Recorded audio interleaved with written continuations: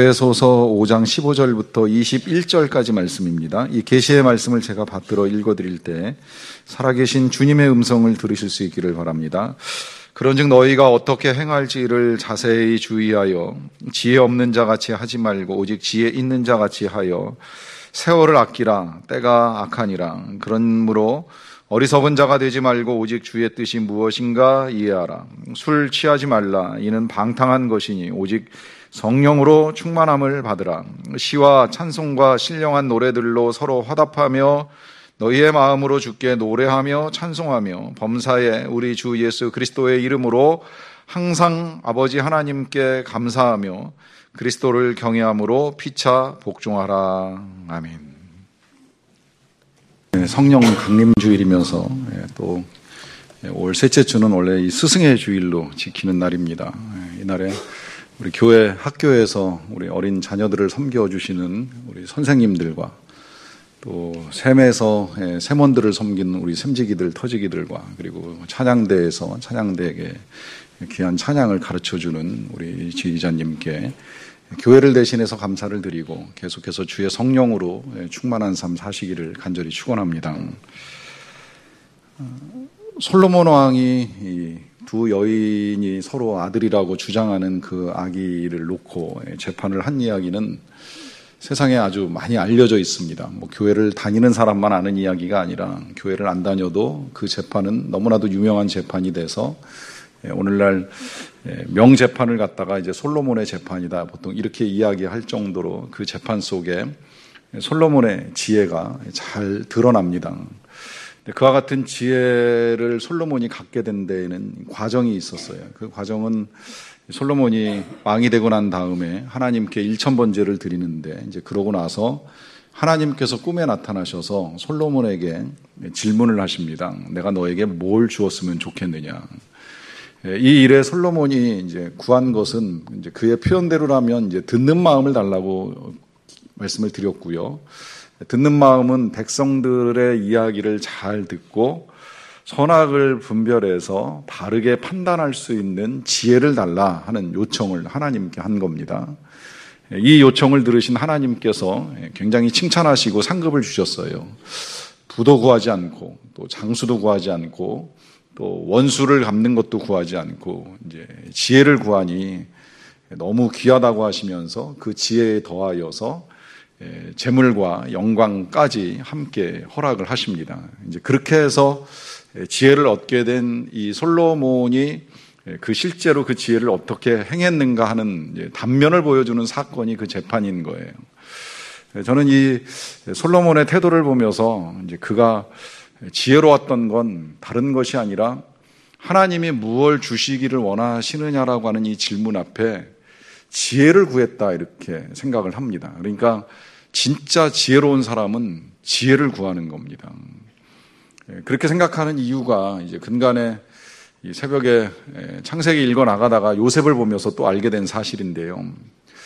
요셉은 하나님께 어떤 은혜를 받았을까 하는 생각을 하다 보니까 요셉이 하나님께 받은 은혜는 그가 가지고 있었던 총리라고 하는 직분이 아니더라고요.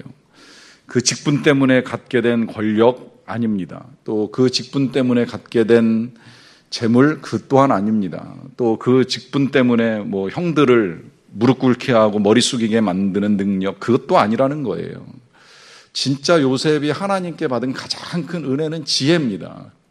왜냐하면 그는 그 지혜의 능력을 가지고 그 어려운 상황들을 헤쳐나갑니다.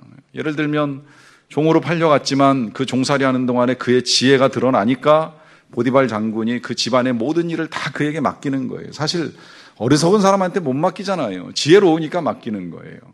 그러다가 억울하게 감옥에 들어갔지만 감옥에서도 지혜롭게 일을 하니까 간수장이 그 감옥의 재반 사무를 다 요셉에게 맡기고 알아서 하라고 이제 위탁을 합니다.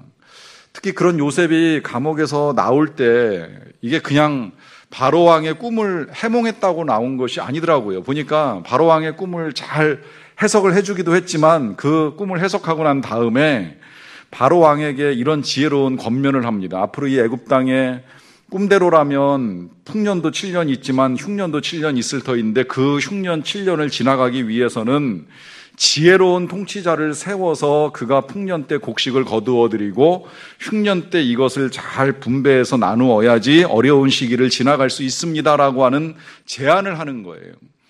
이 지혜로운 제안을 바로가 받아들여 가지고 요셉을 총리로 세우기로 결정을 하는 겁니다.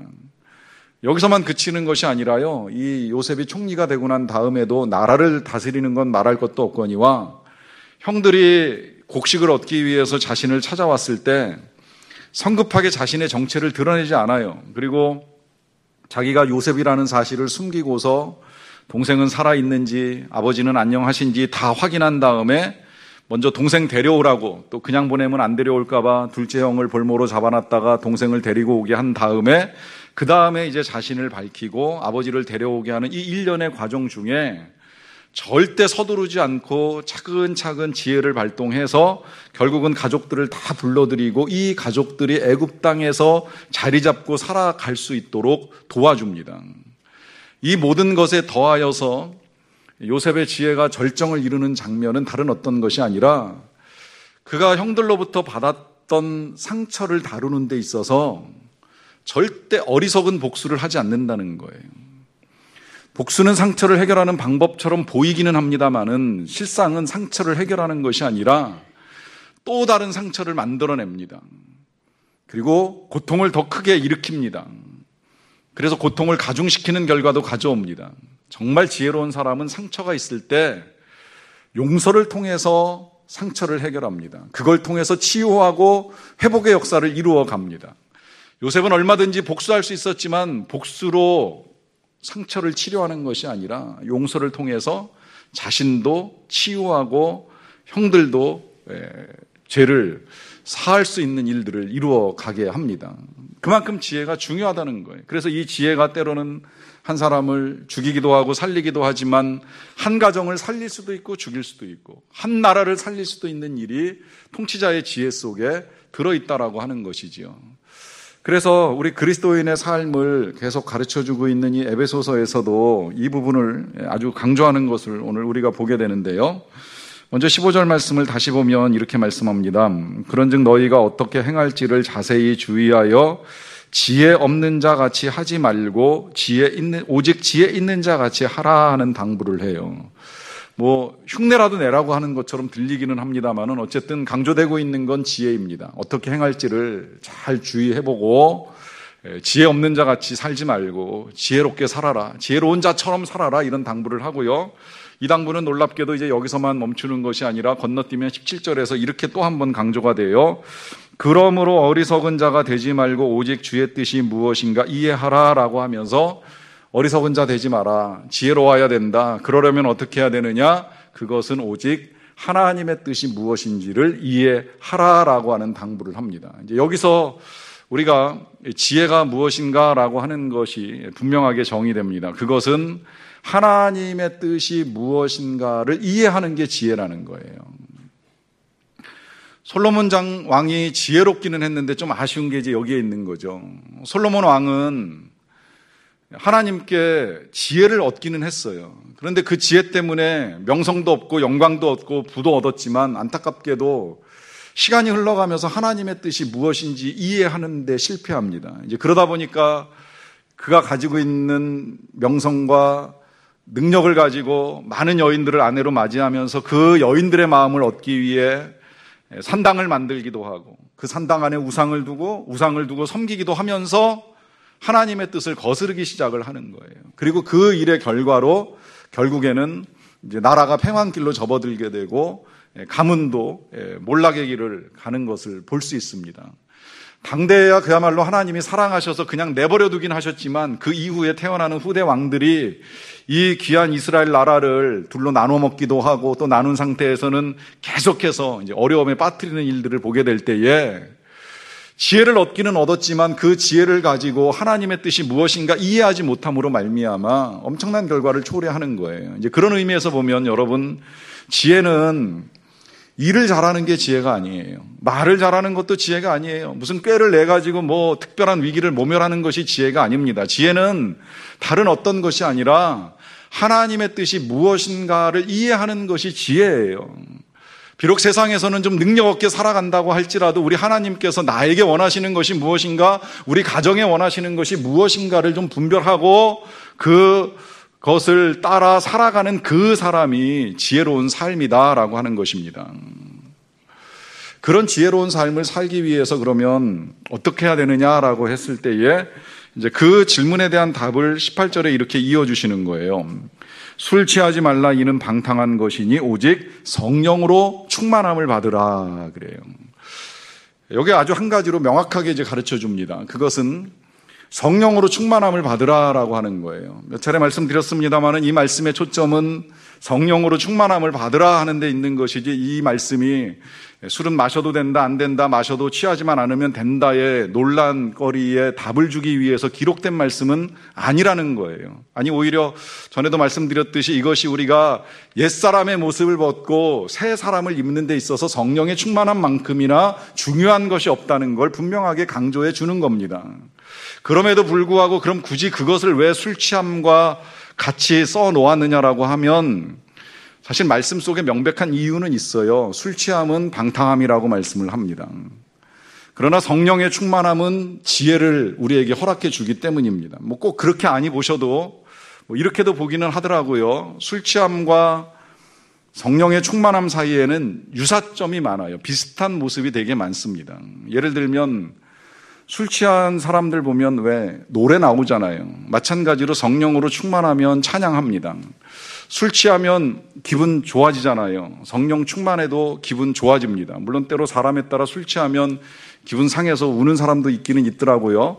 때로 성령 충만하면 눈물을 흘리며 회개하는 사람도 있기는 있어요. 그리고 술 취하면 말 많아진다 그러는데 성령 충만한 사람의 증거 가운데 한 가지도 말이 좀 많아지기는 해요. 근데 이제 무슨 이야기를 하느냐라고 하는 것인데, 술 취하면 왜 했던 얘기 또 하고 하면서 이렇게 주사 길어지잖아요. 그런데 성령으로 충만하면 했던 얘기를 또 할 수는 있는데 그 얘기가 주로 예수님의 얘기가 되는 거예요. 거기다가 이런 얘기까지 하더라고요. 술 취하거나 성령 충만함의 공통점 가운데에는 이제 담대해진다. 술 취하면 소리도 지르고 그러는데 성령 충만하면 담대하게 낯선 사람에게 예수 믿으라고 전도도 할 수 있다는 거예요. 거기다가 술 취하면 지갑 여는데 성령 충만해도 지갑 연다 이렇게 이야기해요. 근데 여는 방식이 다르죠. 술집에서 여느냐, 이제 교회에서 여느냐, 이제 이런 것만 좀 다르지 거의 비슷하다는 겁니다. 근데 만약에 정말 그렇게 비슷하다면 가장 중요한 특성 한 가지가 있는데, 그건 뭐냐면 술 취하면 술의 지배를 받습니다. 성령 충만하면 성령의 지배를 받습니다.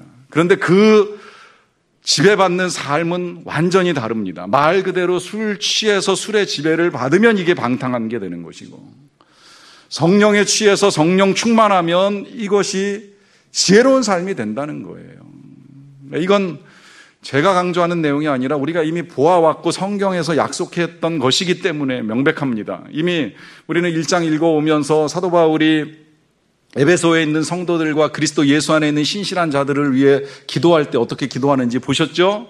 지혜와 계시의 영을 달라고. 성령이 지혜와 계시의 영이에요. 이 지혜와 계시의 영인 성령을 주셔서 마음의 눈을 밝혀달라고 기도를 합니다. 왜냐하면 마음의 눈이 어두워지면 그때부터 하나님의 뜻이 분별이 안 되는 거예요. 솔로몬같이 돼버리고 마는 거예요. 그래서 이걸 해도 되는지 마는지, 옳은 것인지 그른 것인지 분별이 안 되다 보니까 하나님의 뜻을 거스르고 엉뚱한 일을 저질러서 결국은 자신과 가문과 나라의 몰락을 가져오는 결과를 초래하게 된다는 거죠. 이 지혜와 계시의 영, 이 지혜와 계시의 영은 이미 우리 예수님께서 이 땅에서 제자들에게 미리 약속하신 겁니다. 그 약속의 한 부분을 우리가 교동문에서 보는 일이 있었는데요. 그 말씀이 요한복음 14장 26절입니다. 이렇게 말씀하셨습니다. 보혜사 곧 아버지께서 내 이름으로 보내실 성령, 그가 너희에게 모든 것을 가르치고 내가 너희에게 말한 모든 것을 생각나게 하리라 라고 하시면서 성령께서 가르쳐 주시고 성령께서 생각나게 해주신다는 거예요. 다시 말하면 성령이 바로 지혜와 계시의 영이라는 거예요. 깨닫게 해주시고 알게 해주시고 이렇게 가르쳐 주시고 생각나게 해주신다는 거죠. 그래서 예수님은 혹시라도 우리가 어떤 불의하거나 억울한 일 당할 때조차도 두려워하지 말라고 말씀하시면서 필요하다면 성령이 할 말을 생각나게 해 주시리라라고까지 약속을 해 주셨어요. 그리고 실제로 이 약속대로 살아간 사람들의 증거가 있습니다. 제가 근간에 우리 교회 다녀가셨던 그 이상 목사님 이제 책을 이제 읽는데 우리 교회 와서 하셨던 말씀보다 아주 정말 수많은 일들을 이제 겪으시는 것을 그 책을 통해서 봤어요. 보다 보니까 여러 차례 북한 직접 들어가시거나 혹은 이제 중국에서 북한 선교 사역 하시면서 어려움을 겪으시는데 참 놀라워요. 이 상황이면 붙잡혀 갈 수 있는 상황인데 그때 할 말을 하나님이 생각나게 해주시는 거예요. 그래서 말씀하시는 거예요. 그 말씀하고 나면 그러면 문제가 해결되는 거예요. 예를 들면 이런 일입니다. 성경책을 싸들고 북한 세관을 넘어가는데 붙잡혔어요. 정체가 뭐냐 이제 또 확인이 되는 거죠. 그런데 이 상황에서 어떻게 할까요? 라고 도움을 구하면서 하나님께 기도를 드리니까 하나님이 주신 지혜가 다른 것이 아니라 세관장을 부르라는 거예요. 여기 세관장이 누군데 지금 나를 막아서서 못 들어가게 하느냐고 큰 소리를 치게 만드는 거예요. 그러면서 세관장을 찾으니까 세관장이 나와서 벌써 그렇게 큰 소리 치면서 여기서 저렇게 할 사람은 높은 사람하고 연결되어 있지 않으면 안 된다 이렇게 생각하고 더 이상 아무것도 묻지도 않고 따지지도 않고 들어가시라고 하더라는 겁니다. 그래서 성경책 잔뜩 들어있는 가방을 검사도 안 받고 통과시키는 이런 일들까지 경험하시게 된 이야기들이 기록되어 있습니다. 여러분 참 놀랍지 않습니까? 그러나 이 놀라운 일이 그냥 되는 것이 아니라 성령이 가르쳐 주심으로 말미암아 일어나는 일이라는 거예요. 성령이 생각나게 하셔서 성령의 이끌림을 받으니 이러한 일들이 일어나는 거죠. 그래서 당부하는 겁니다. 성령으로 충만함을 받으라. 이 성령의 충만함의 결과들은 뭐 여기서만 그치는 것이 아니라 실은 그 뒤에도 여러 가지 것들이 나타납니다. 잠깐 좀 보고 넘어가면 19절에 이렇게 말씀합니다. 시와 찬송과 신령한 노래들로 서로 화답하며 너희의 마음으로 주께 노래하며 찬송하며 그래요. 여기 보시면 자, 노래할 수 있다는 거. 이게 아까도 말씀드린 성령 충만의 증거인데 특별히 좀 주목하고 싶은 건 너희의 마음으로 노래하며 찬송한다라고 하는 겁니다. 그냥 노래하는 것이 아니라 마음으로 전심을 다하여 노래하고 찬송한다는 거예요. 이 마음 어떤 마음일까? 20절을 연결해서 봅니다. 범사에 우리 주 예수 그리스도의 이름으로 항상 아버지 하나님께 감사하는 마음입니다. 이 마음으로 노래하고 찬송한다는 거예요. 자, 그런데 무엇을 감사하느냐라고 했을 때 잘라놓고 보면 범사에 감사하는 겁니다. 중간에 부사 하나만 끌고 오면 항상 감사하는 겁니다. 그러니까 성령 충만을 우리에게 받으라고 당부하시는 이유는 여기도 있어요. 모든 걸 감사할 수 있다는, 항상 감사할 수 있다는 겁니다. 그런데 사실 살다 보면 이게 말처럼 쉽지 않아요. 범사에 감사하라라고 하는 말씀은 우리가 알고는 있어도 늘 감사하는 건 정말 어렵더라고요. 때로 가슴 아픈 일이 일어날 때가 있습니다. 속상한 일이 일어날 때도 있고요. 탄식이 나올 때도 있습니다. 어떤 때는 억울하고 답답합니다. 그러나 그때도 정말 감사할 수 있는가 하는 질문이 나오는데 그 질문 앞에 오늘 이 말씀이 명백하게 우리에게 가르쳐 주는 것은 그래서 주 예수 그리스도의 이름으로 감사하라는 거예요. 상황으로 감사하지 말고 사건 때문에 불평만 하지 말고 다시 우리 안에 계시는 예수 그리스도의 이름으로 감사할 수 있는 것들을 찾아보라고 하는 말씀을 분명하게 우리에게 가르쳐 줍니다. 그 마음으로 찬송하라는 거예요. 거기 더하여서 21절에 보시면 그리스도를 경외함으로 피차 복종하라라고까지 말씀하시는데 이 그리스도를 경외하는 것이 중요한 건 이제 구약하고 연결시켜서 보게 되면 하나님을 경외하는 것이 지혜의 근본이라 이런 말씀 잠언에 몇 차례 나옵니다. 결국 그리스도를 경외하는 것도 지혜의 근본이고 그리스도를 경외하기 때문에 감사할 수 있는 것이고 그리스도를 경외하기 때문에 복종도 가능한 거예요. 이제 이후에 이어지는 본문 다음 주에 보겠습니다만 이 복종은 배우자에게 복종하는 일로부터 부모에게 순종하는 일 그리고 더 나가면 감당할 수 없는 회사의 상전에게도 우리가 죽게 하는 일까지 쭉 연결이 되는데 이 모든 일이 가능한 능력의 원천은 그리스도를 경외하는 것이고 성령으로 충만함을 받는 것이라고 분명하게 가르쳐 줍니다. 그리고 그렇게 살아가는 삶이 지혜로운 삶이라 하는 것을 우리에게 분명히 말씀합니다. 자, 이제 그렇다면 저와 여러분들에게 있어서 필요한 건 이 성령의 충만함 우리가 어떻게 받을 것인가 하는 것인데요. 일단 그 방법을 찾아 나가기 전에 이 사실 한 가지를 좀 알려드리고 싶어요. 성령이 우리를 인쳐주시거나 성령이 우리에게 세례를 주시는 건 성령님의 주권입니다. 이게 이제 받으라고 표현이 되어 있다 보니까 때로 우리가 이 성령을 마치 물질처럼, 또 성령은 많은 경우에 뭐 불길 같은 성령, 또 지금 우리가 찬송 부를 때는 봄비 같은 성령 뭐 이렇게 표현하다 보니까 이게 물질처럼 이제 이해되는 일이 있는데, 이제 엄밀하게는 성령은 인격체이시고요. 성령은 지성도 있고 의지도 있고 사랑할 능력도 있고 우리와 똑같은 이제 인격적 특성을 가지고 있어요. 그런데 이 성령을 받으라고 말하는 것은 다른 데 이유가 있는 것이 아니라, 성령으로 인치시거나 세례 주시는 건 성령께서 하실 일이지만 이 받는 것은 우리의 수고가 필요하다는 거예요. 우리의 노력도 있어야 된다는 거예요. 어떤 노력이 있어야 되는지 그거 몇 가지 좀 말씀드릴게요. 그 첫 번째로 일단 골로새서 3장 16절부터 17절까지 말씀을 좀 보겠습니다. 스크린에 올라왔는데요. 그리스도의 말씀이 너희 속에 풍성히 거하여 모든 지혜로 피차 가르치며 권면하며 시와 찬송과 신령한 노래를 부르며 감사하는 마음으로 하나님을 찬양하고, 또 무엇을 하든지 말에나 일에나 다 주 예수의 이름으로 하고 그를 힘입어 하나님 아버지께 감사하라 그래요. 이렇게 읽어보시니까 뭔가 방금 읽었던 것과 비슷하다는 느낌 드시지요? 에베소서에 있는 말씀하고 큰 차이가 안 나는 것처럼 보입니다. 그럴 수밖에 없는 것이 바울이 두 군데에 거의 동시에 편지를 보낸 것으로 여겨지는데 어느 걸 먼저 썼는지는 모르지만 지역이 다르기 때문에 약간 내용을 조금 다르게 썼을 뿐 이 두 편지는 정말 비슷한 내용이 많아서 쌍둥이 서신이라 이렇게도 이야기해요.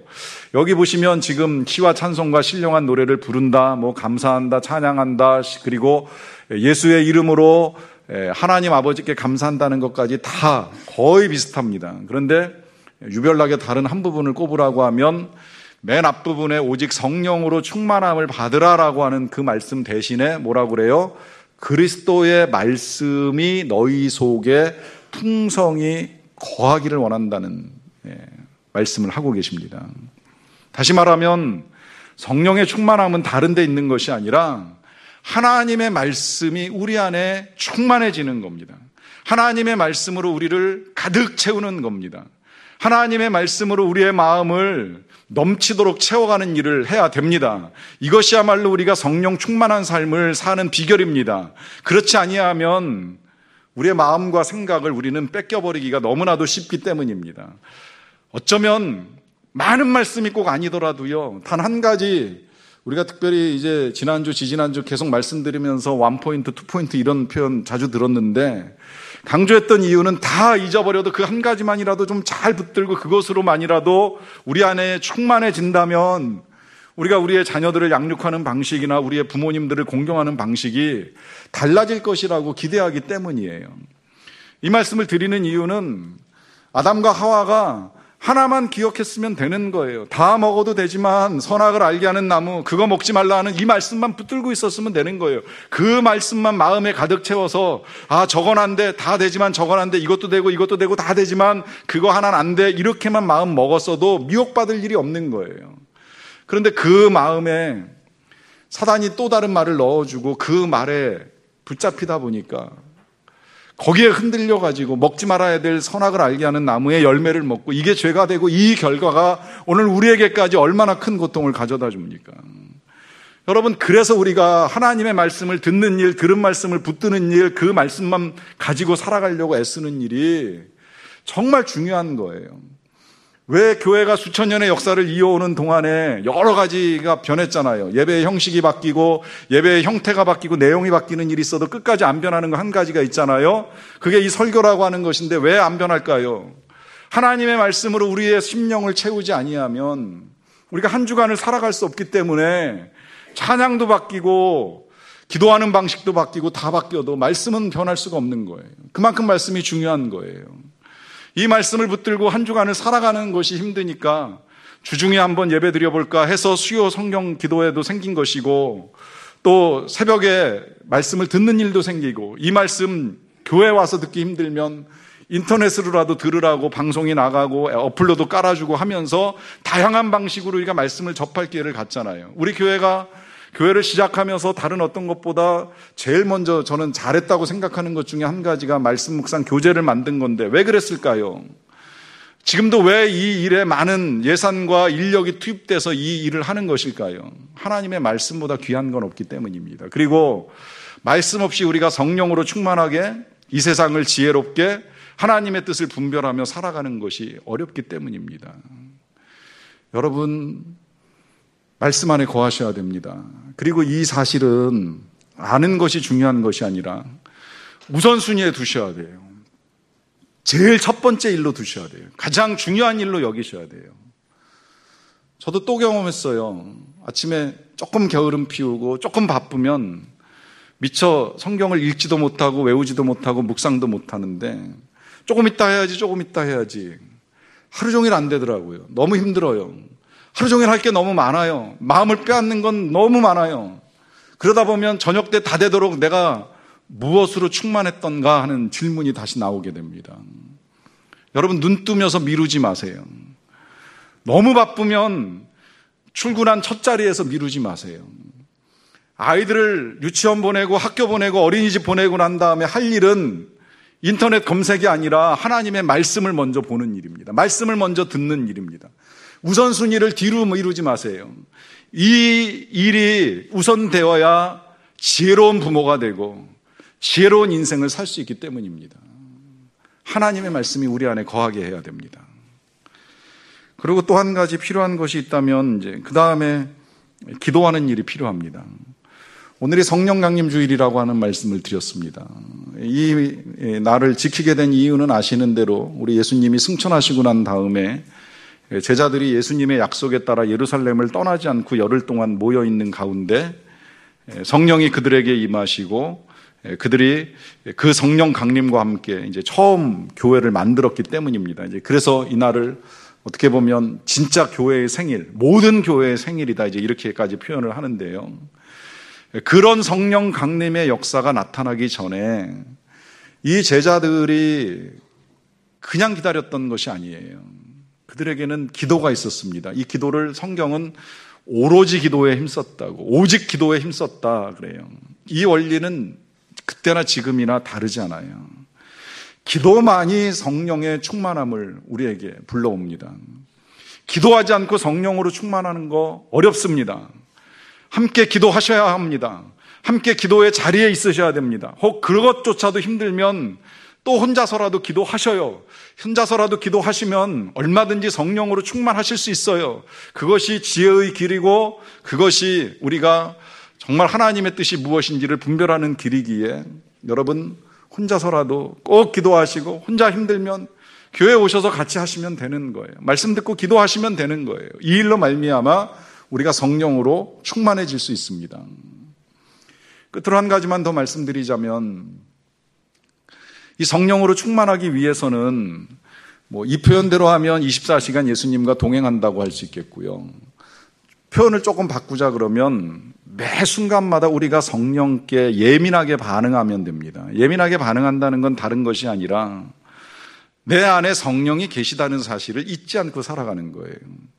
우리 이미 말씀 속에서 우리가 성령으로 인쳤다, 성령으로 세례받았다 하기 때문에 성령이 우리 안에 거하신다는 사실은 어느 정도 알고 있어요. 예수님을 믿으신다면 그것이 성령으로 이루어진 일이라는 말씀 드렸잖아요. 그래서 내 안에 성령님 계시는 거 맞는데 이 성령님은요,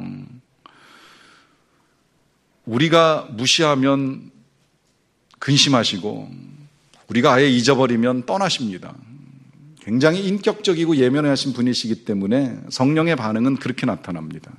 이 말은 거꾸로 우리가 관심 가지면 가질수록 우리에게 임하시고 더 충만하게 되셔서 우리와 함께 하시고 우리를 이끌어 주십니다. 여러분, 우리가 사랑하는 대상만 생겨도 그 대상을 24시간 생각하잖아요. 어떤 큰 돈 벌 일 생기면 이거 정말 잘 될까 안 될까 노심초사하면서 그거 생각하고 그거 위해서 기도하고 매달리는 일 있잖아요.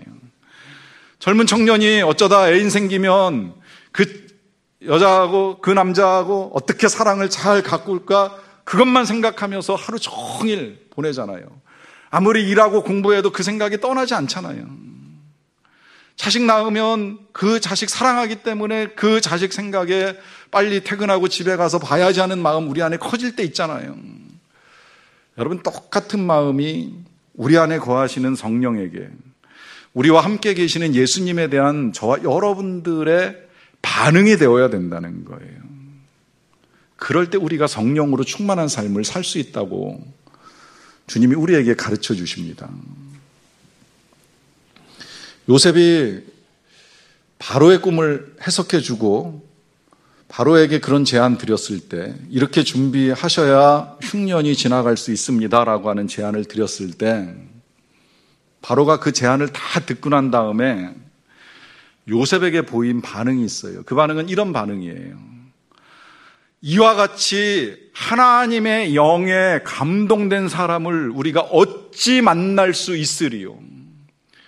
너는 지혜와 명철이 충만한 자로다. 그러니 네가 이 애굽 땅을 다스리라 하면서 자신의 인장 반지를 빼가지고 바로에게 넘겨줍니다. 바로가 하나님의 영에 감동되었다는 거예요. 그 사실, 요셉이 하나님의 영에 감동되었다는 거예요. 그 사실을 바로가 아는 거예요. 자, 그러면 이 요셉은 어떻게 하나님의 영에 감동되었을까요? 교회 와서 예배 드렸을까요? 기도원에 가서 아무것도 안 하고 기도만 했을까요? 성전에서 제사 드렸을까요? 그가 있었던 자리는 감옥입니다. 감옥에 있었는데 하나님의 영에 감동된 거예요. 이 말은 상황이나 환경 때문에 우리가 성령 충만하지 못한 것이 아니라 주님에 대한 생각을 잊어버렸기 때문에 성령의 충만함을 잃어버렸다는 겁니다. 여러분, 다시 우리가 살아가는 삶의 자리, 그 자리가 어떠하든지 다시 주님을 찾고 말씀을 찾고 기도함으로 우리도 하나님의 영에 감동되어서 정말 이와 같이 지혜롭고 명철한 삶의 길이 어디 있을까 하는 이야기를 들을 수 있을 만큼의, 아니 그런 고백을 우리의 입술로 할 수 있을 만큼의 삶을 사는 저와 여러분들이 다 되기를 간절히 바랍니다.